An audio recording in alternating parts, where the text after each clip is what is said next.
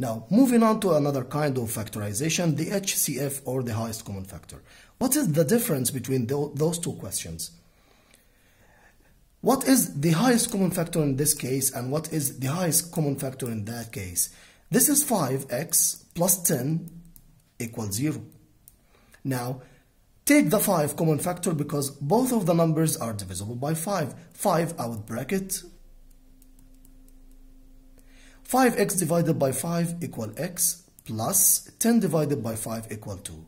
I'm gonna stop right there and go to the other one. What is the common factor in this one? X squared plus 2x equals 0.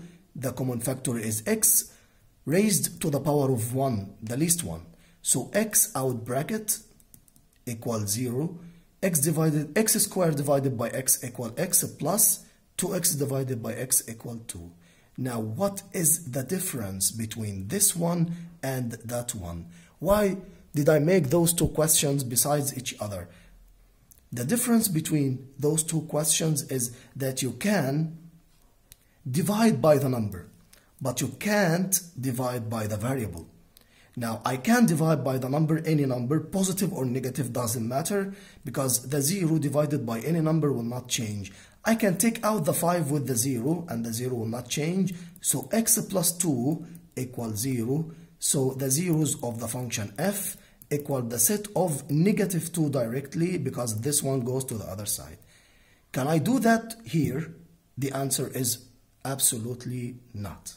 I can't do that here because this common factor is not a number, it's a variable. I can't divide by the variable. So I have two choices. Either this x equals 0 or this x plus 2 equals 0. Zeros of the function g equal the set of, from that one gives us 0, and from that one gives us, of course, negative 2. And this is the difference between those. I can divide by a number and take it out of the equation, but I cannot divide by a variable and take it out of the equation. The variable gives us 0. Moving on. Another important idea is the difference of two squares. How do we make the difference of two squares? Now, x squared minus 9 equals 0. I know, of course, that you can take the negative 9 to the other side, positive 9, take the root, positive or negative 3. But this is a perfect time to revise. How did we factorize this sort of thing in grade 8? And we need it. I told you before that we need all kinds of factorization in grade 9. So, two brackets. The square root of that one is x, the square root of that one is 3, so x plus 3 multiplied by x minus 3. 1 plus and 1 minus. Now zeros of the function f equal the set of, from that one we get negative 3, from that one we get positive 3. Another one. X squared minus 25 equals 0. Two brackets.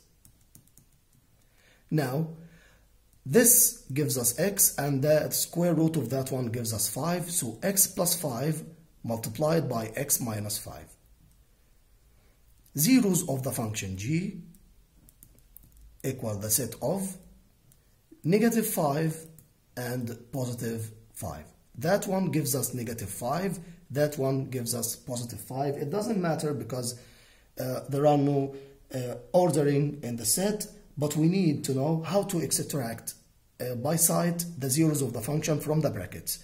Take it by opposite signs. Negative 5, positive 5.